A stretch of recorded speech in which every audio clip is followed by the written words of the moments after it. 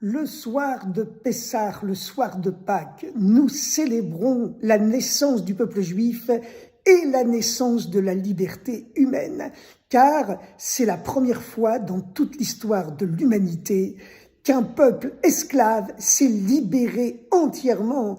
Il est écrit que pas un seul esclave n'avait jamais réussi à s'enfuir d'Égypte. Et là, d'un seul coup, ce sont 600 000 hommes, 600 000 femmes, des millions d'enfants qui emmènent en plus avec eux toutes les richesses de l'Égypte que les Égyptiens leur avaient finalement données pour les dédommager quelque peu, pas totalement, des siècles d'esclavage dans lesquels ils avaient vécu.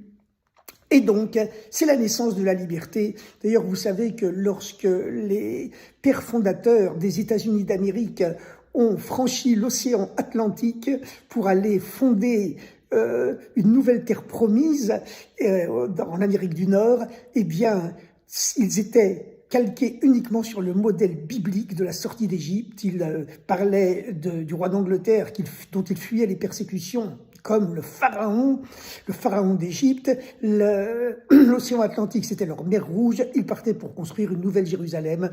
Et c'est ce qui explique encore aujourd'hui la proximité qui existe entre les États-Unis d'Amérique et le peuple juif, le peuple d'Israël, qui sont quelque part tous les deux enracinés dans, entre guillemets, les mêmes mythes fondateurs, en tout cas le même socle puissant et profond de la Bible. Le livre qui a apporté le message de la liberté à tous les êtres humains, puisque c'est ce livre qui a appris pour la première fois à tous les êtres humains qu'ils sont égaux, puisqu'ils sont tous créés à l'image du même Dieu. Alors donc, la sortie d'Égypte, la naissance du peuple juif, la naissance de la liberté, c'est pas seulement valable pour les juifs, c'est le message de la liberté tout court, puisque ce message de liberté s'est diffusé ensuite dans tous les peuples du monde. Donc, il est important de retourner à la source de cette liberté qui amènera un jour le dévoilement des temps messianiques sur la terre où il y aura une période de tolérance et de paix universelle. Alors, concrètement, comment se passe cette fête de Pessah et comment se passe le Seder de Pessah? Eh bien, il faut savoir une chose, c'est que le Seder de Pessah, le Seder de la fête de Pâques, contient des enseignements, des messages extrêmement profonds.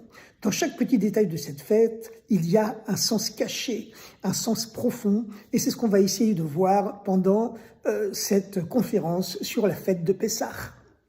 Tout d'abord, lorsqu'on commence la fête de Pessah, on annonce les 15 étapes de la fête.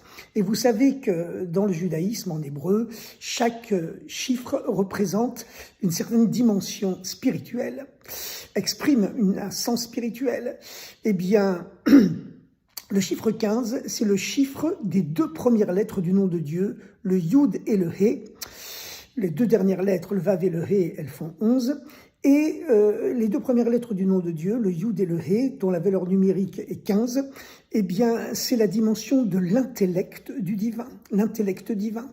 C'est-à-dire que la fête de Pâques, la fête de Pessah, elle commence par un message, le message des 15 étapes de la fête, en commençant par le Kiddush, Kadesh, et en finissant par Hallel, puisque le Nirtza signifie agréé, c'est finalement la réponse de Dieu aux 15 étapes que franchit l'homme pendant toute cette soirée du Seder.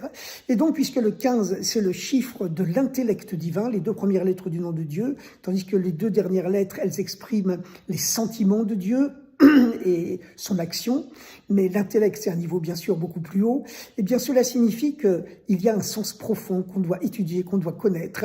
Ce n'est pas seulement une fête sentimentale, ce n'est pas seulement des rites par lesquels on agit, c'est pas seulement les deux dernières lettres du nom de Dieu, c'est l'intellect divin, c'est-à-dire qu'il faut comprendre le sens caché de chaque petit détail de la fête de Pessah. Il y a un sens profond dans chaque coutume, dans chaque petit détail.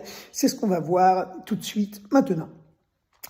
Alors on commence par, bien sûr, le sens profond, le sens caché de la matzah, le symbole de la matzah, le pain azim, et le symbole des 4 coupes de vin.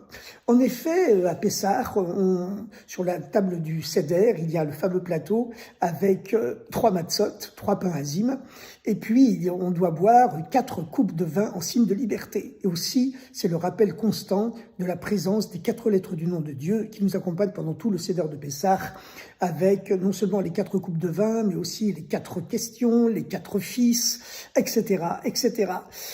Et alors, pourquoi donc les 3 matzot et pourquoi les 4 verres de vin? Eh bien, la raison, c'est que la matzah, elle est plate, alors que le pain que l'on mange toute l'année, il se gonfle. Et le pain qui se gonfle, voilà, la baguette, etc., cela symbolise l'ego humain qui se gonfle, qui remplit toute la place. Finalement, il n'y a plus de place pour Dieu, il n'y a plus de place pour les autres êtres humains, puisque l'ego humain prend toute la place. Et bien justement, pour se prémunir contre cet ego qui prend toute la place, on fait une cure de soumission à Dieu symbolisée par les pains azim, par la matzah. La matzah est toute plate, c'est le contraire du pain levé.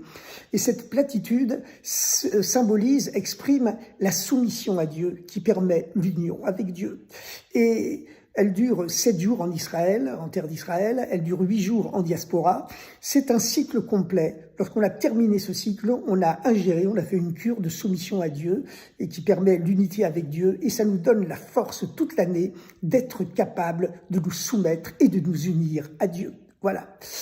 Alors, maintenant, la soumission, c'est pas une soumission uniquement bête et obéissante. Encore une fois, il y a un niveau qui est plus profond encore. C'est le niveau, bien sûr, des 4 verres de vin que l'on doit boire, qui symbolise un niveau plus haut, puisque le vin, c'est la joie. La matzah, elle est appelée le pain de misère, c'est-à-dire un niveau de liberté qui est encore misérable. Tandis que le vin, c'est la joie, le bonheur, voilà, le chant, la danse. Ça signifie un niveau de liberté beaucoup plus haut, où l'être humain comprend vraiment le sens profond de la liberté et le sens profond de la Torah, de la Bible, et le sens profond qu'il y a dans chaque petit détail de la fête de Pessah. Alors maintenant, pourquoi exactement 3 matzot et pourquoi exactement 4 coupes de vin que l'on doit boire accoudées en signe de liberté?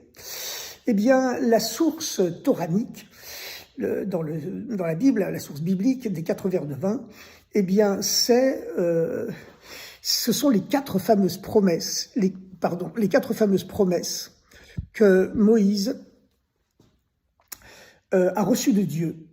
Lorsque Moïse s'était plaint à Dieu que les Juifs souffraient encore plus depuis que Dieu l'avait envoyé comme messager, Dieu a répondu à Moïse, à Moshe, par 4 promesses de liberté.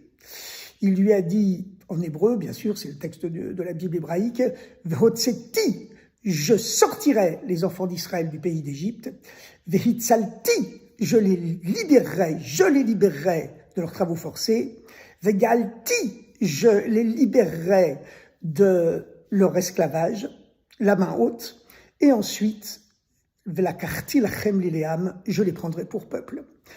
Et les 3 premières promesses de Dieu symbolisent les 3 matzot, tandis que les 4 ensemble symbolisent les 4 verres de vin.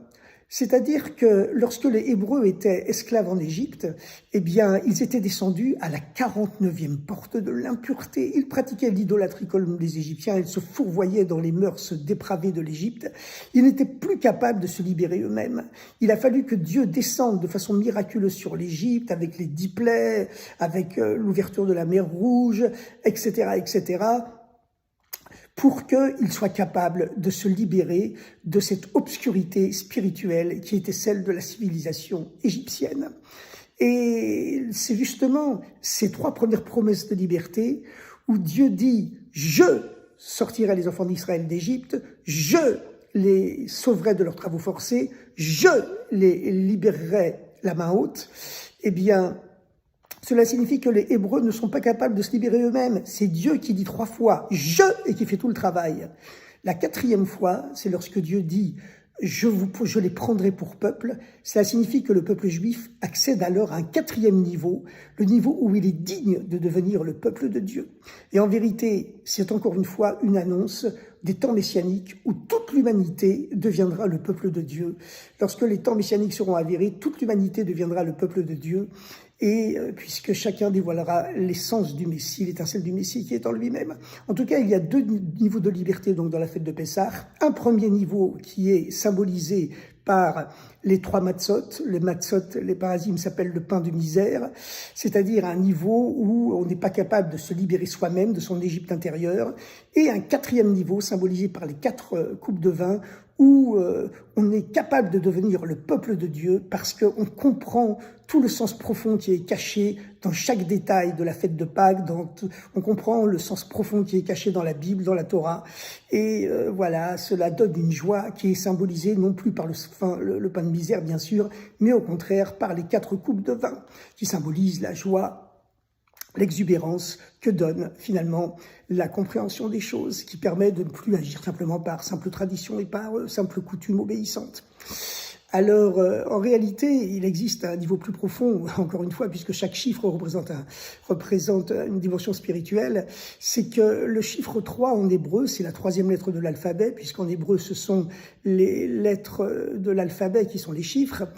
Eh bien, le chiffre 3, c'est la lettre Gimel.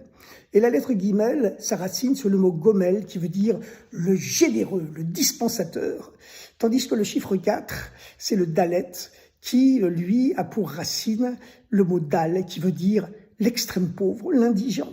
Donc c'est ce rapport dialectique qui existe entre les 3 matzot, et le chiffre 3, c'est le chiffre de la générosité, de la richesse généreuse, tandis que le chiffre 4, c'est encore une fois, c'est le pauvre, celui qui ne peut que recevoir. Et en réalité, cette dimension spirituelle entre les 3 matzot et les 4 verres de vin, eh bien, il s'exprime par cette différence entre le sens spirituel du chiffre 3 et le chiffre 4. Parce que, prenons par exemple un maître qui transmet à ses élèves. À quel moment le savoir du maître acquiert-il son véritable but, sa véritable dimension? C'est seulement quand il a été intériorisé, intégré par le cerveau de l'élève, au point que l'élève est capable de devenir lui-même un maître. On voit ça aussi dans les rapports entre le riche qui donne aux pauvres. Quand l'argent du riche atteint-il son véritable but, c'est seulement quand il a atterri dans l'escarcelle du pauvre, et puisque le but lorsque Dieu donne la richesse à quelqu'un, c'est pour lui permettre de faire le bien autour de lui. Donc finalement, bien que le 3, c'est le chiffre de la richesse et le 4, c'est le chiffre de la pauvreté, puisque encore une fois, 3, Gimel, ça vient du mot Gomel qui veut dire le riche, et Dalet, ça veut dire de Dal qui veut dire le pauvre, mais finalement c'est seulement dans l'escarcelle du pauvre, dans l'escarcelle de l'élève, dans le cerveau de l'élève, que la richesse véritable s'accomplit vraiment. Et on voit ça également dans la naissance d'un enfant. La naissance d'un enfant au départ, c'est une petite goutte dans le cerveau du père. Voilà. Et où est-ce que ça s'établit? Ça s'épanouit vraiment, le fœtus, le bébé s'épanouit vraiment. Ce n'est pas dans le cerveau du père, c'est seulement dans le ventre de la mère. Et encore une fois, on voit cette dialectique entre celui qui donne finalement cette goutte, c'est le père, mais c'est celle qui reçoit cette goutte et qui va permettre à la croissance de l'enfant et la naissance du bébé de la liberté, le bébé de la libération. Et c'est la raison pour laquelle ce chiffre 3, c'est le chiffre de la masculinité, le chiffre des 3 patriarches, des 3 pères du peuple juif, Abraham, Yitzhak et Yaakov, tandis que le chiffre 4, le chiffre Dalet, eh bien c'est le chiffre de la féminité, les 4 mères du peuple juif, Sarah, Rivka, Rachel et Léa. Et maintenant, passons à l'étape suivante du Seder de Pessah, c'est l'étape des 4 questions. Alors vous savez que, évidemment, il y a le petit enfant qui se lève et il chante les 4 questions. Mais en vérité, ces 4 questions, elles renferment des mystères extrêmement profonds. Mais d'abord, quelque chose d'important. On peut se demander pourquoi, nous les Juifs, on célèbre un événement qui s'est passé il y a presque 3500 ans, la sortie d'Égypte. Après tout, c'est très très vieux, hein, et puis il y a eu d'autres exils après. Il y a eu l'exil de Babylone, l'Irak actuel, il y a eu l'exil de Perse, l'Iran actuel, il y a eu l'exil de Grèce, il y a l'exil de Rome, et on dit qu'on est toujours à la fin aujourd'hui de l'exil de Rome, mais c'est-à-dire l'exil de la civilisation chrétienne occidentale.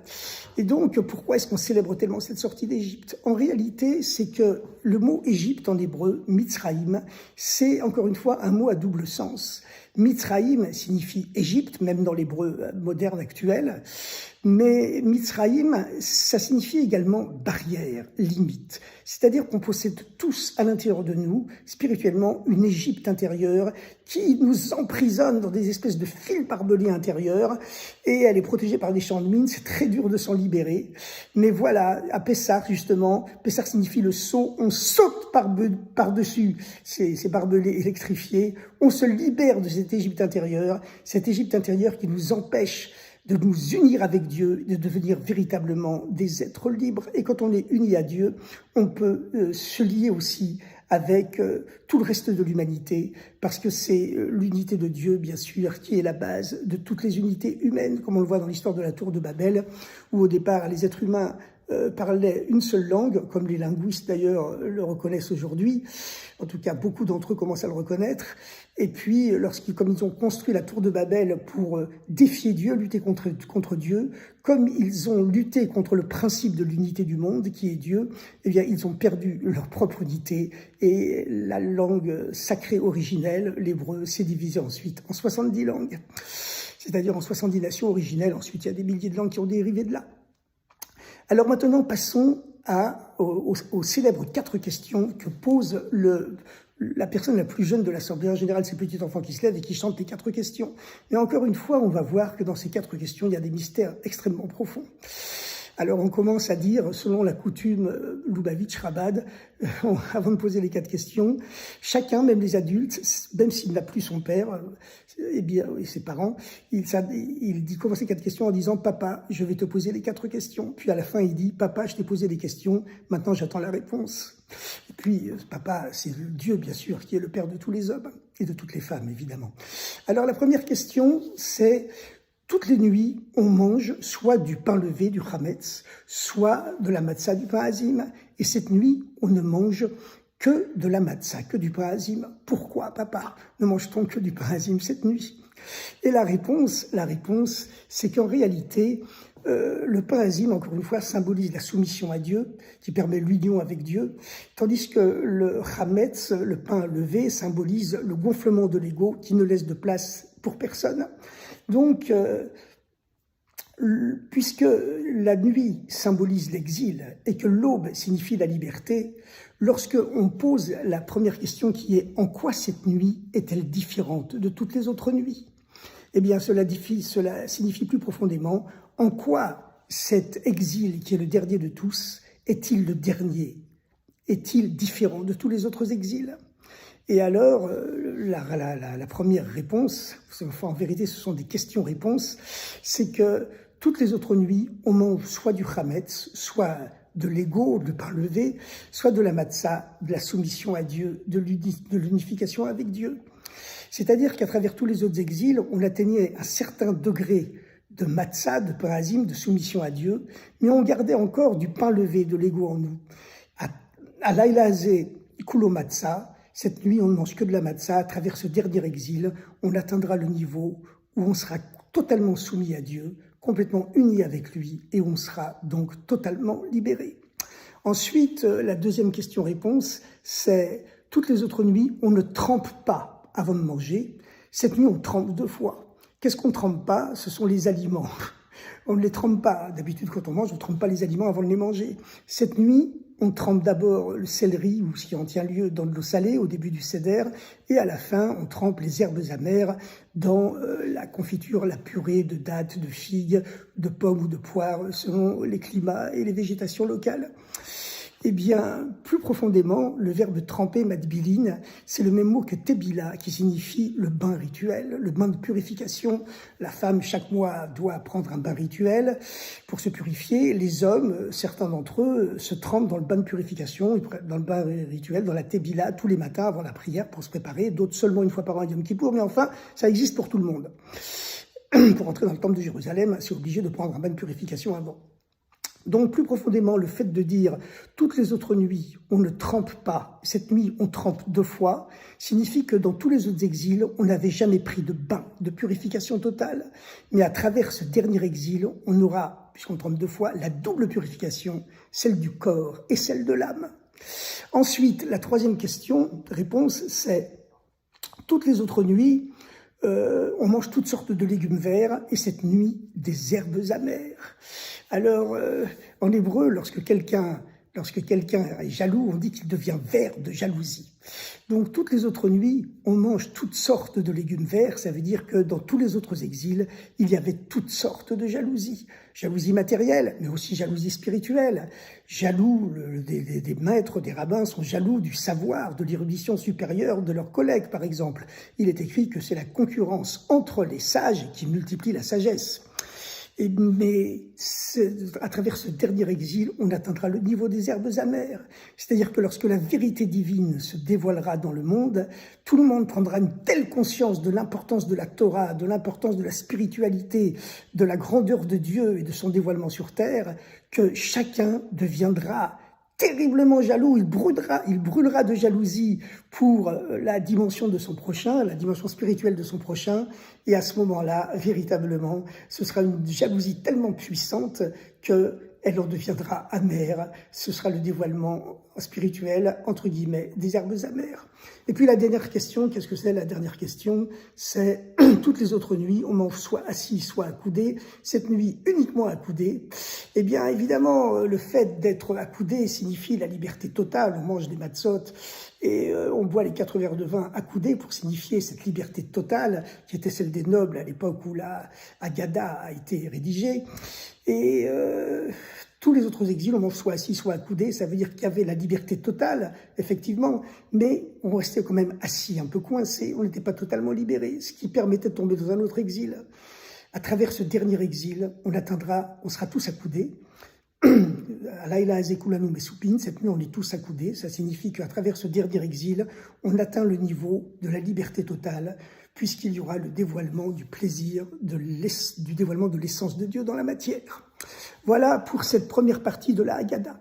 Ensuite, la Haggadah continue, elle raconte une histoire étrange.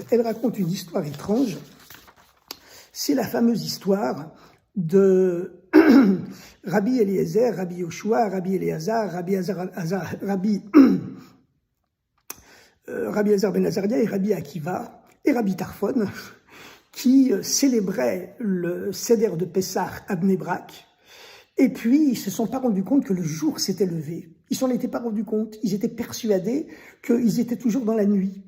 Et jusqu'à ce qu'il a fallu que leurs élèves viennent leur dire « Attention, maître, l'heure limite de la récitation de la prière du matin, du schéma du matin est arrivée. » Alors on peut se poser la question, comment se fait-il que ces grands maîtres, vous savez, ces grands maîtres spirituels, pour eux, le monde d'en haut est dévoilé en bas en permanence. On dit que la Kabbalah enseigne que les 12 heures du jour correspondent aux 12 permutations des 4 lettres du nom de Dieu, Yud, Ke, Vav, Ke, et les 12 heures de la nuit correspondent aux 12 permutations des 4 lettres d'un autre nom de Dieu, Aleph, Dalet, Nun, Yud.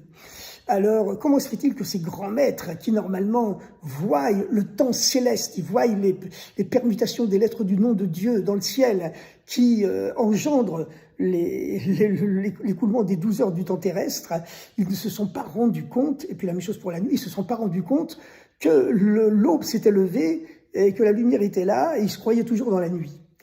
Eh bien, l'enseignement est très profond, parce que chaque mot dans la Haggadah est profond. Il est écrit Vayu Mesaprin, il racontait Betziat Mitzrayim, l'histoire de la sortie d'Égypte, toute cette nuit. Mais le terme Mesaprim, il racontait, n'est pas anodin ici.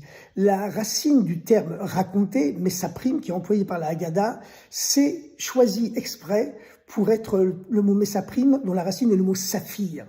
Le saphir, c'est-à-dire qu'il faisait briller leur sortie d'Égypte intérieure, ces barrières, ces limites dont ils voulaient sortir, il la faisait briller comme une pierre précieuse, comme un saphir.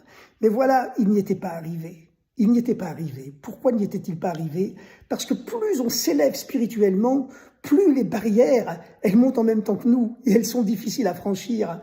Je donne un exemple sportif, celui qui sautait 40 cm en hauteur, pour sauter 1 mètre, ça va pas être tellement dur. Mais quand on arrive à sauter 2,30 m, passer à 2,31 m, ça devient très difficile. Voilà. Eh bien, la même chose, plus on s'élève spirituellement, plus il devient difficile de sortir de ses propres limites intérieures. Et la seule façon de sortir de ces limites antérieures, c'est de forger des élèves, de transmettre le judaïsme, la spiritualité, la bonté, la gentillesse autour de soi. Et les élèves que l'on a formés, ce sont eux qui viendront nous apporter le jour, la lumière, la liberté. Et c'est le sens profond de cette histoire qui raconte que les plus grands maîtres du peuple juif, Rabbi Eliezer ben Azaria, Rabbi Yoshua, Rabbi Akiva, Rabbi Tarfon, ils faisaient briller, mais Ayoumé sa prime, ils faisaient briller comme un saphir, leur sortie d'Égypte intérieure toute la nuit, leur sortie de toutes les barrières et de toutes les limites spirituelles qui peuvent exister. Et puis, ils ne sont pas arrivés. Il a fallu que leurs élèves viennent leur dire « Maître, vous n'êtes plus dans la nuit, nous vous apportons le jour, nous vous apportons l'aube, nous vous apportons la liberté que symbolise l'aube, le jour par rapport à la nuit. » Et c'est ça l'enseignement. C'est qu'il arrive un moment, si on ne s'occupe que de sa propre spiritualité, de sa propre religion à soi, eh bien, on peut monter à un niveau très haut, mais on n'arrivera jamais à sortir de cette Égypte intérieure. C'est seulement si on transmet autour de nous, eh bien, le jour où on n'arrivera plus à s'en sortir, eh bien, ce seront nos élèves, nos enfants, et surtout nos élèves, qui viendront nous apporter la véritable liberté, la véritable libération. Encore une histoire exceptionnelle, très étrange, que raconte la Haggadah.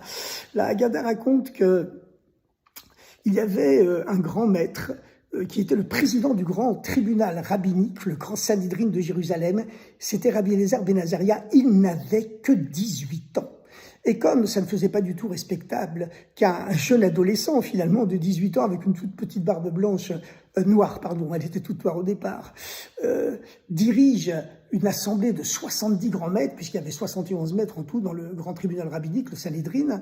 Donc il y avait un tout jeune adolescent avec une toute petite barbiche noire, et puis il y avait 70 grands maîtres avec de grandes barbes blanches devant lui, et c'était lui le président. Alors, pour que ce soit respectable, eh bien, Dieu lui a fait un miracle, raconte le Talmud, et il y a eu 18 rangées de poils blancs qui lui ont poussé dans la barbe en une seule nuit. Au matin, il ressemblait à un vieillard.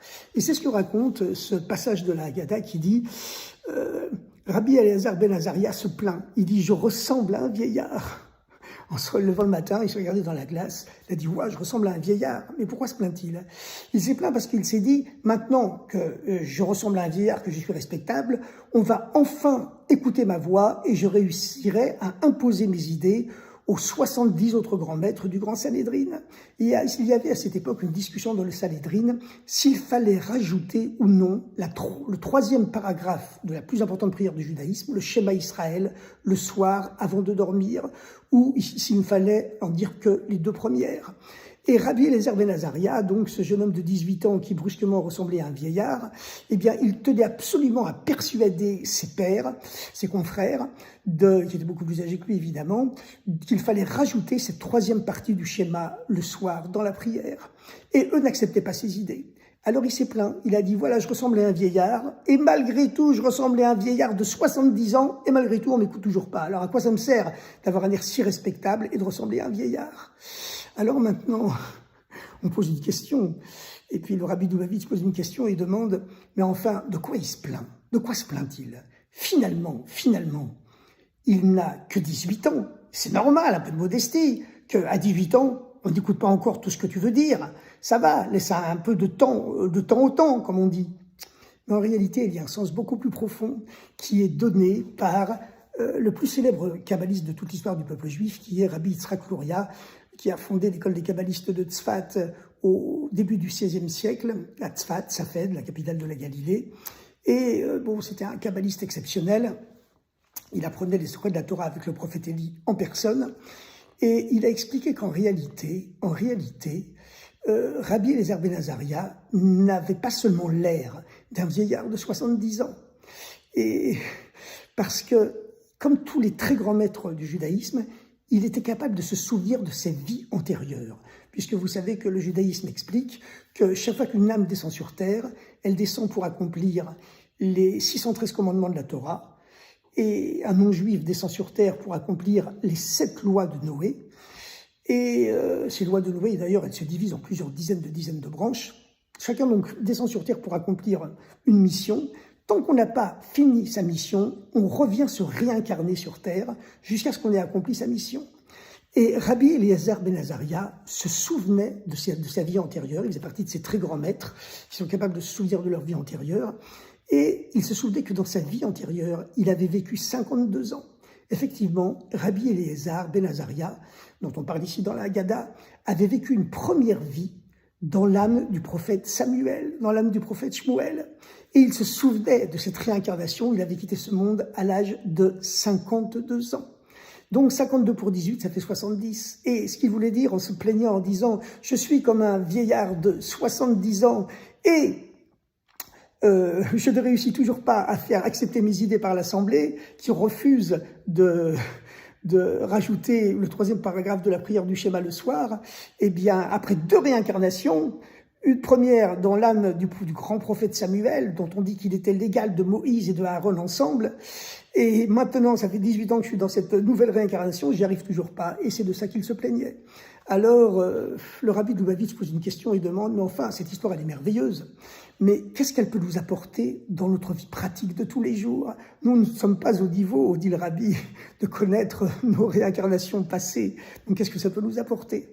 En réalité, chaque chose de la Torah, de la Haggadah, peut nous apporter un enseignement pratique pour progresser spirituellement dans cette vie et sortir de cette Égypte intérieure. Eh bien, la raison, c'est la suivante, c'est que quelquefois dans la vie, on se décourage. On dit, moi, j'ai pas la force de réaliser toutes ces choses-là. Elles sont trop hautes pour moi, elles sont trop fantastiques, elles sont trop belles. Moi, je suis pas à ce niveau-là. Mais vous savez quoi? En vérité, on est tous à ce niveau-là. Parce qu'on a tous en nous ces forces inouïes qui nous viennent de nos vies antérieures. Et on a accumulé plein de bonnes actions, plein d'exploits, plein de choses incroyables dans nos vies antérieures. Regardez par quoi le peuple juif est passé depuis 3500 ans qu'il existe. Toutes ces souffrances, tous ces massacres, toutes ces épreuves, toutes ces libérations, toutes ces libertés, toute cette accumulation de bonnes actions, de Torah, de mitzvot. Enfin, on a en nous des forces inouïes. Et d'ailleurs, pas seulement les juifs, tous les êtres humains possèdent en eux cette dimension divine, une présence divine qui est en eux. Elle est dans chaque chose, dans chaque être humain, cette force divine. Donc elle permet à chacun de se dépasser complètement et de sortir de cette Égypte antérieure.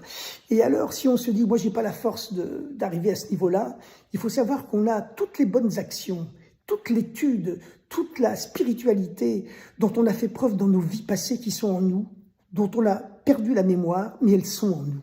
C'est une boîte noire indestructible qui se trouve à l'intérieur de nous et qui nous permet de nous surpasser et de réaliser l'impossible. Voilà. Alors, chacun doit savoir qu'on a soi en soi, on a tout le bien qu'on a accompli dans nos vies intérieures. Alors vous allez me dire, mais on a aussi peut-être accompli du mal dans nos vies intérieures. Alors la réponse, elle est aussi très profonde. C'est que le mal ne se réincarne pas. Il n'y a que le bien qui se réincarne. Parce que le mal, c'est comme l'obscurité, les ténèbres. Il n'a pas d'existence véritable. Il ne résulte que d'une absence de lumière. Plus concrètement, qu'est-ce que c'est le mal? Le mal, ce sont des épreuves qui nous attaquent dans la vie, soit des épreuves intérieures, des mauvaises pensées, des mauvaises paroles ensuite, bien sûr des mauvais actes. Mais à la base, par exemple, les mauvaises pensées. En vérité, tout ce qui nous agresse, qui semble nous agresser dans notre vie, c'est Dieu qui nous l'envoie uniquement pour nous permettre de dévoiler ces forces inouïes, infinies, au-delà de l'infini même, qui existent à l'intérieur de nous. Et on les laisserait s'endormir si Dieu ne nous envoyait pas cette épreuve. Donc, les épreuves, elles sont là. Le mal n'est là que pour qu'on le dissipe, que pour nous obliger à nous réveiller, à le vaincre et à transformer l'obscurité en lumière, car le Messie intérieur, il ne vient pas d'une lumière qui a été créée lumière, il ne vient que de la transformation de l'obscurité en lumière. Alors, je vais vous laisser quelques secondes pour admirer ce joli rideau, ce magnifique rideau et ces magnifiques tables de la loi qui sont derrière moi. Je continue dans 5 secondes exactement, chrono.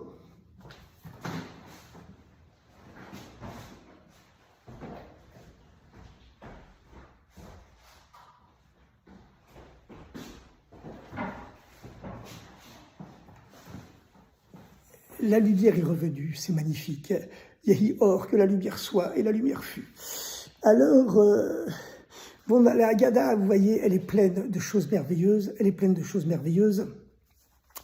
Et nous allons maintenant poser un certain nombre de questions, puisque, vous savez, toutes ces coutumes de la Haggadah, elles sont là pour attirer l'attention des enfants, et même des adultes, parce qu'on est tous quelque part un enfant.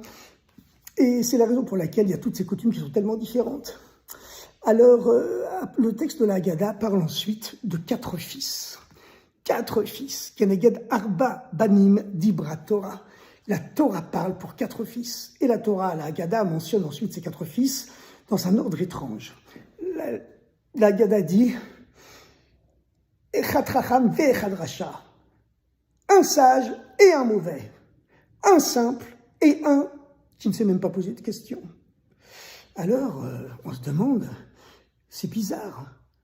Parce que normalement, dans le judaïsme, dans la Torah, il y a toujours un ordre, une structure. Il y a toujours une hiérarchie.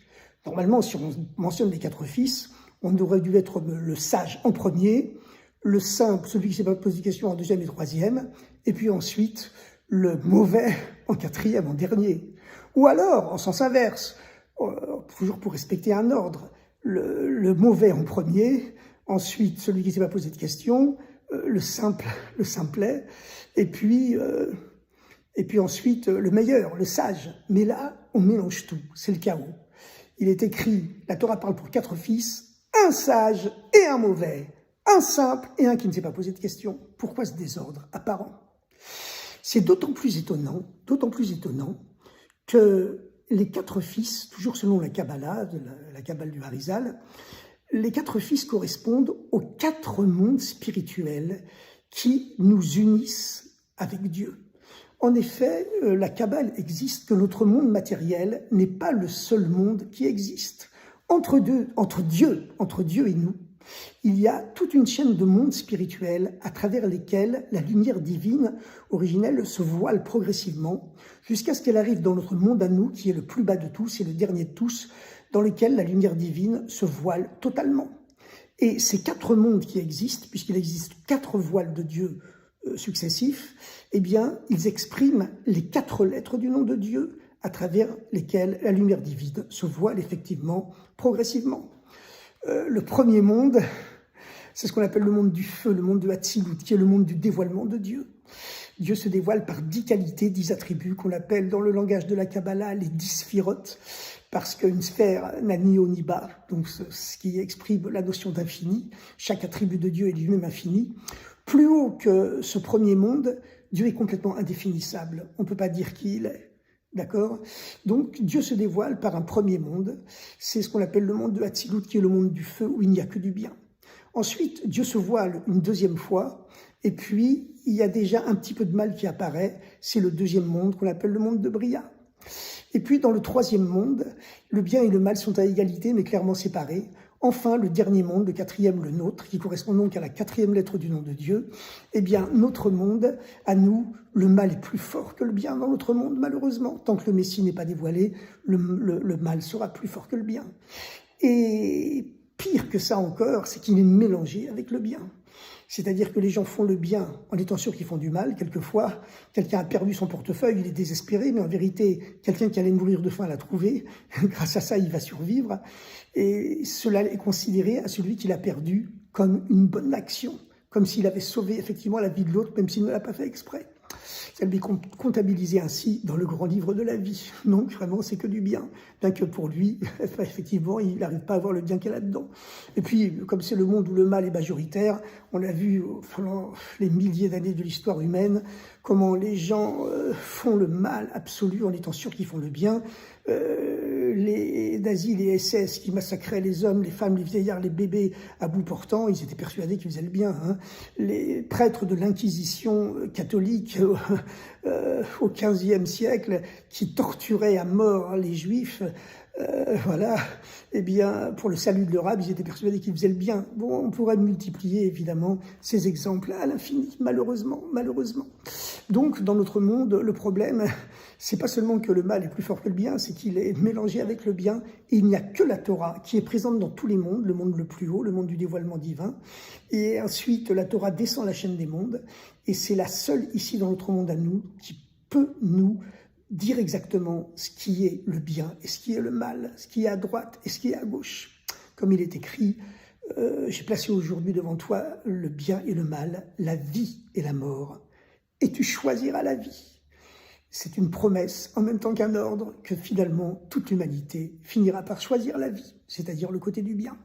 Alors pour revenir à ce que dit la Kabbale, les 4 fils dont parle la Haggadah correspondent à ces 4 lettres du nom de Dieu qui, elles, s'expriment par les 4 mondes qui existent, les 3 mondes spirituels et l'autre monde, le monde matériel. Encore une fois, le monde le plus haut, il n'y a que le bien, et ces 4 mondes correspondent aussi aux 4 éléments. Dans le monde le plus haut, il n'y a que du feu, parce que le feu ne fait que s'élever vers sa source, même s'il brûle ce qu'il fait vivre. Il ne vit que pour se réunir à sa source originelle, le feu divin dont il est issu. C'est le premier monde. Ensuite, dans le deuxième monde, il y a un petit peu d'air. Il est écrit dans la Genèse, dans Bereshit, que l'air plane, il ne monte pas seulement. Donc il y a déjà un petit peu de mal, qui ne fait pas que remonter.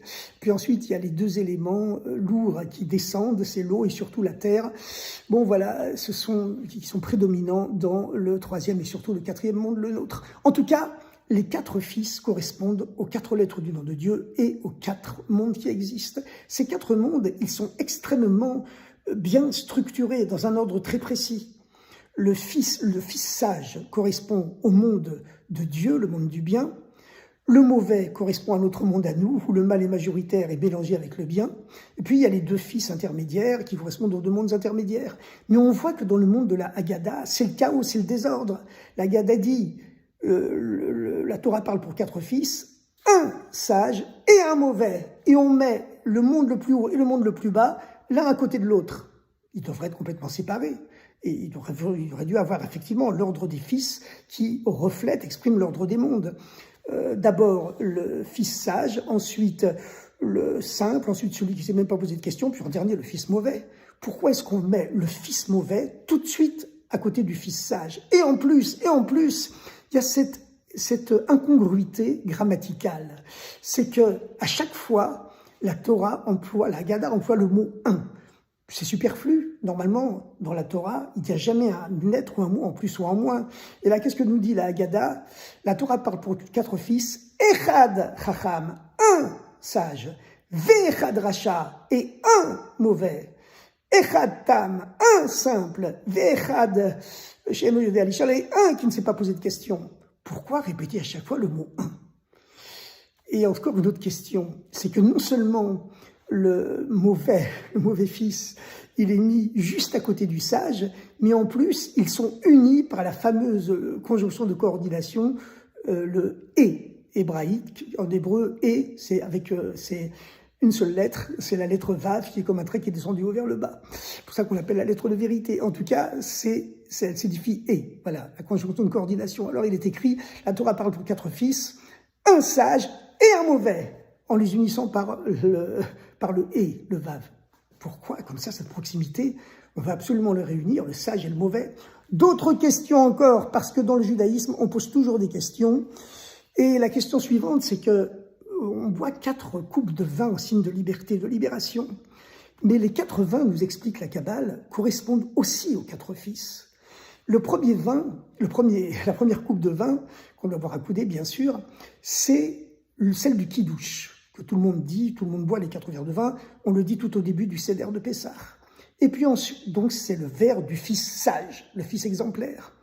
Ensuite, on verse tout de suite après le 2e verre. Et ensuite, ce 2e verre, on va lire toute la Haggadah, on va célébrer toute la fête de Pessah, tout le Seder de Pessah sur ce 2e verre. Mais ce 2e verre, c'est le verre du mauvais fils, puisque il est mis en 2e position juste après le fils exemplaire. Alors on comprend pas.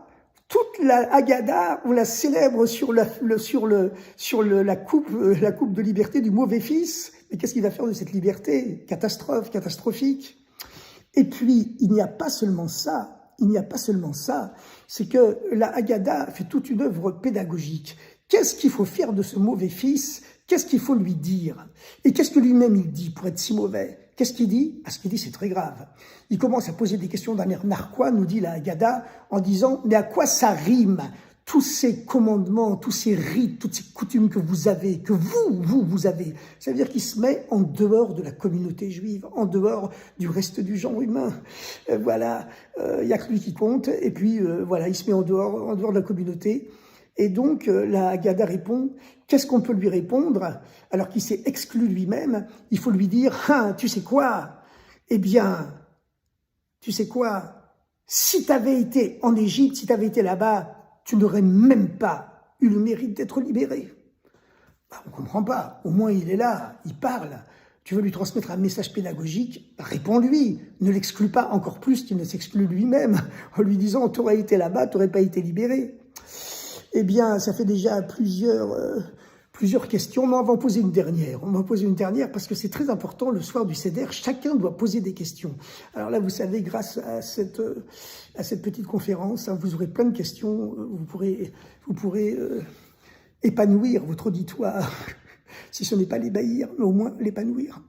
Alors, je vais vous dire une chose, il y a encore une chose qui est extraordinaire, c'est que vous savez que tous les mythes, MYTHES, toutes les légendes de tous les peuples, de toutes les civilisations, les autres peuples commencent en disant « nous descendons des dieux, nous descendons des héros, nous descendons d'êtres absolument fantastiques ».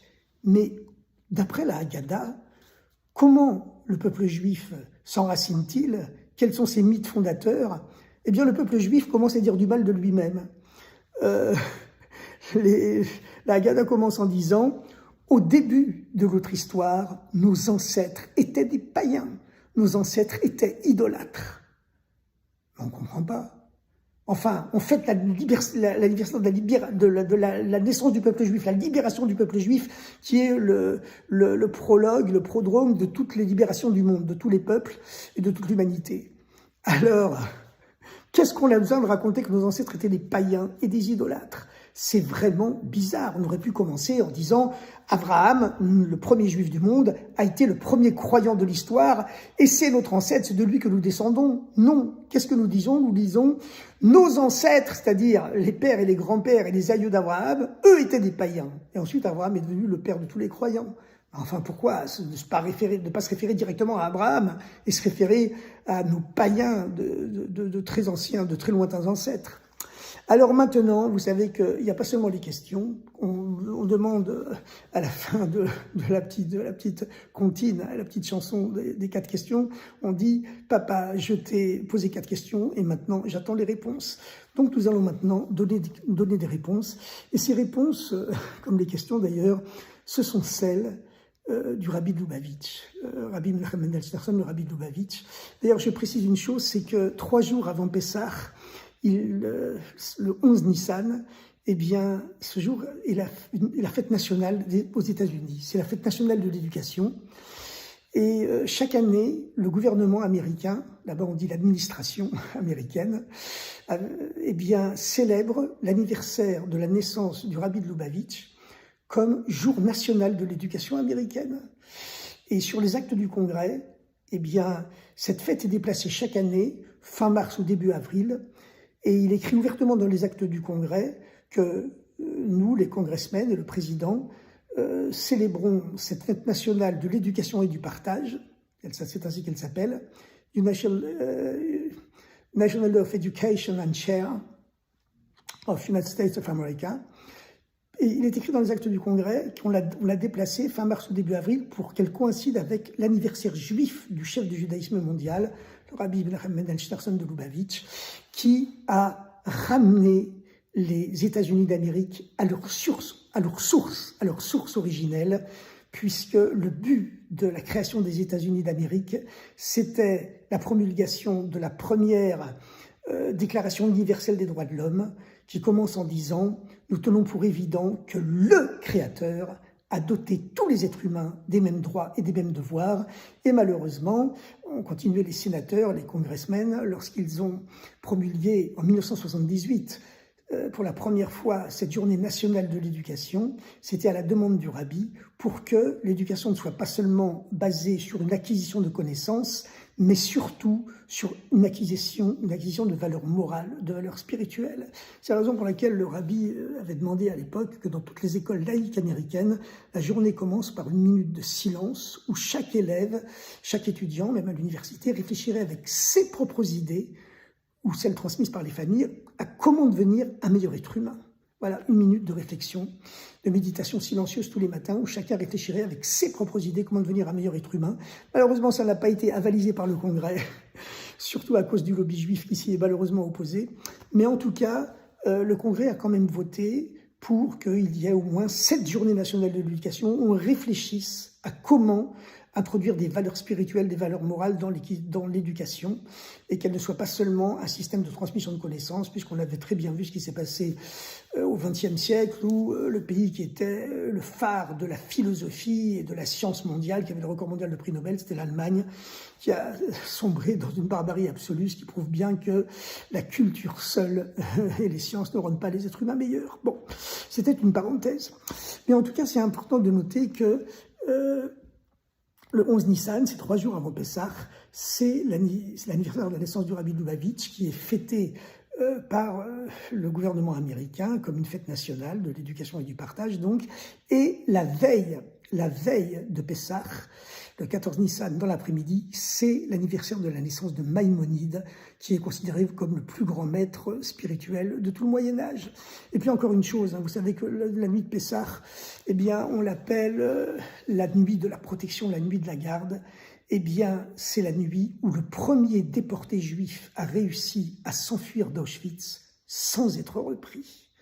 Il n'avait pas fait exprès de s'enfuir cette nuit du 11 Nissan, cette nuit du 15 Nissan, pardon, la nuit du Seder de Pessah, mais il avait préparé son évasion très très longtemps, et il avait été obligé de la reporter des dizaines de fois, et puis sans faire exprès, la fois où il l'a réussi, eh bien c'était la nuit du 15 Nissan.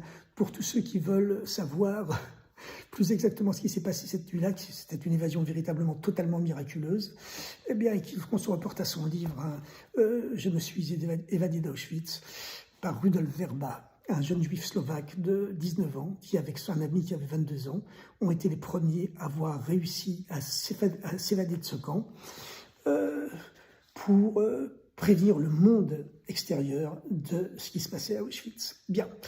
Moi, personnellement, le soir du Seder, je rappelle toujours que c'est l'anniversaire où le premier juif a réussi à s'évader d'Auschwitz sans être repris. Et c'est également l'anniversaire de la révolte du ghetto de Varsovie. Alors, chers amis, nous allons maintenant tenter de répondre à toutes ces questions. Et ces questions et ces réponses sont contenues, donc je vous le rappelle, dans le fameux commentaire de la Haggadah du Rabbi de Lubavitch. C'est un commentaire qui fait environ 1 millier de pages, mais là, on va essayer de le synthétiser.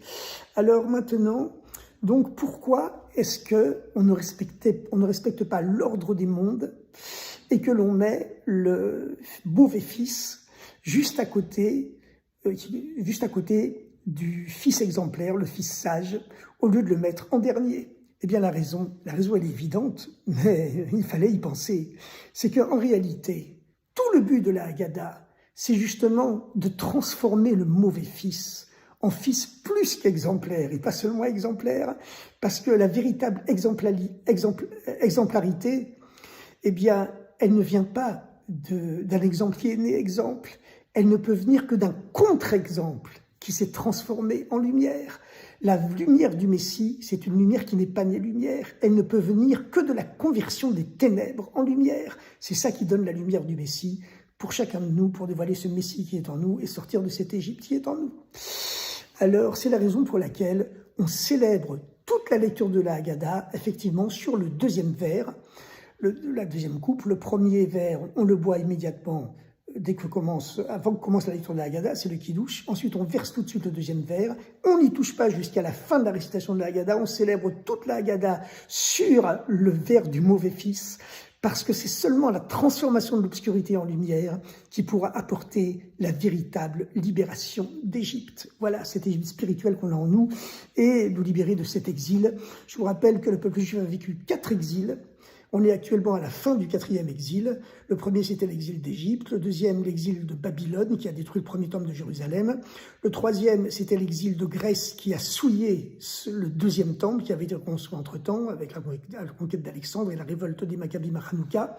Le quatrième, c'est l'exil de la civilisation chrétienne occidentale, l'exil de Rome. Et on est toujours aujourd'hui à la fin de l'exil de Rome, à la fin de l'exil de la chrétienté occidentale. Il y a aussi l'exil dans les pays du monde musulman, mais qui est considéré, le monde musulman, comme une filiale de l'exil dans la chrétienté occidentale, de l'exil de Rome. Pourquoi? Parce que la civilisation de Rome et la civilisation du monde musulman, elles sont toutes les deux fondées sur le livre des Juifs, sur la Bible, voilà. Et il n'y a rien de pire, que Dieu préserve, d'être en exil au milieu de ses propres enfants. Donc c'est la raison pour laquelle l'exil de Rome et du monde chrétien et l'exil du monde musulman sont considérés finalement comme le même exil. Donc ça fait 4 exils, voilà, et qui ont emprisonné à tour de rôle les 4 lettres du nom de Dieu. Alors,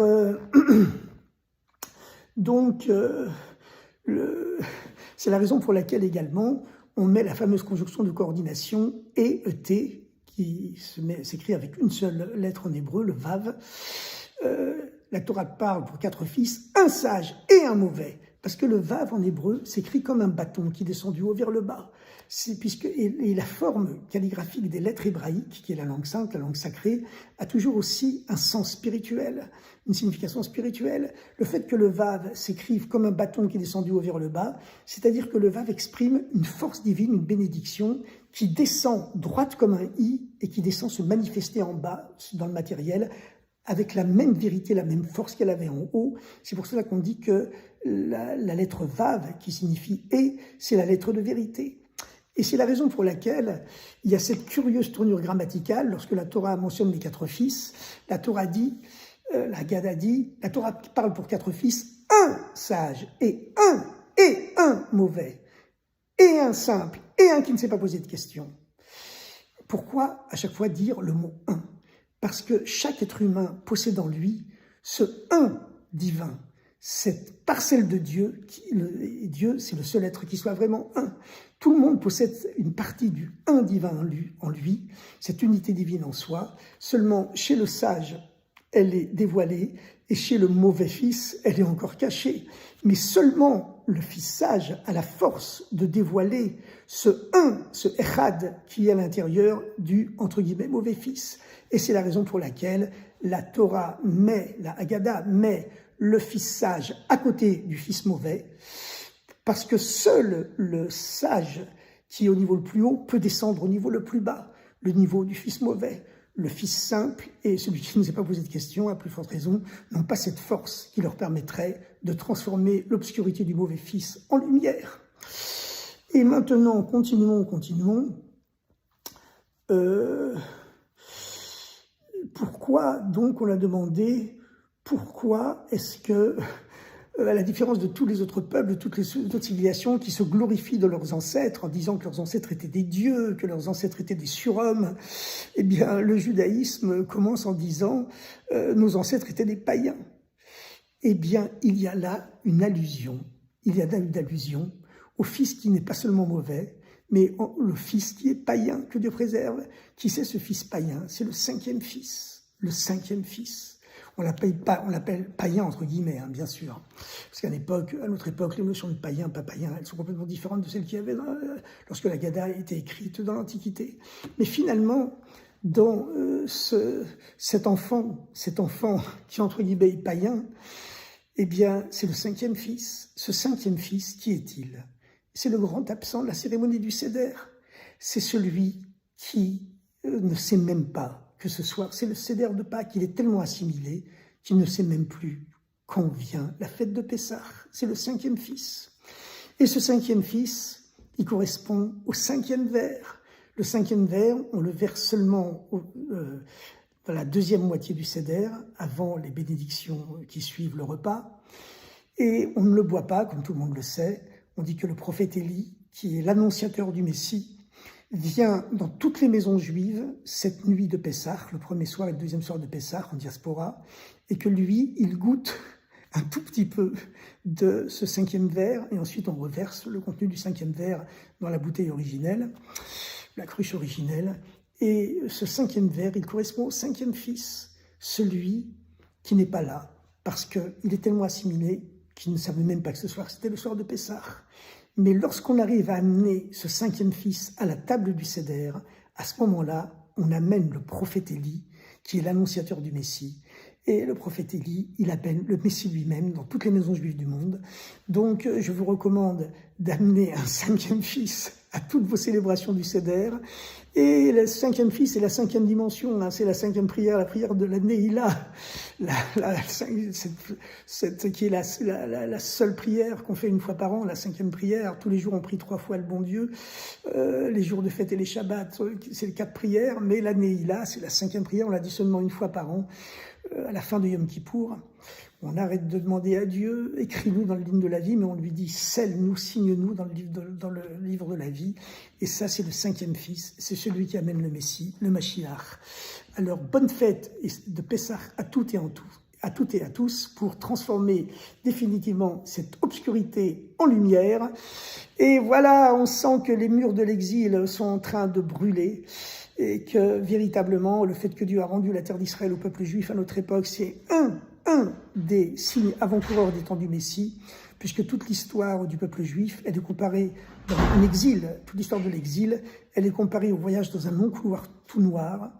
Mais lorsqu'on s'approche de la porte du Messie, il y a déjà des filaments de lumière qui filtrent à travers les fentes de la porte et à travers la serrure. Et c'est ce qui se produit à notre époque, où Dieu, en dévoilant tous ces secrets de la Torah par la bouche du Rabbi, par la bouche de nos grands maîtres, eh bien, nous permet de comprendre le sens profond qu'il y a dans chaque petite partie de la Haggadah, du Seder de Pessah, etc. Et voilà, c'est ce qui est dévoilé dans les écrits du chassidisme, les écrits de la chassidoute, qui est une dimension quelque part encore plus profonde que celle de la Kabbalah. C'est un approfondissement de la Kabbalah, mais qui est tellement haut qu'il peut descendre jusqu'au plus bas et être mis à la portée de tout le monde.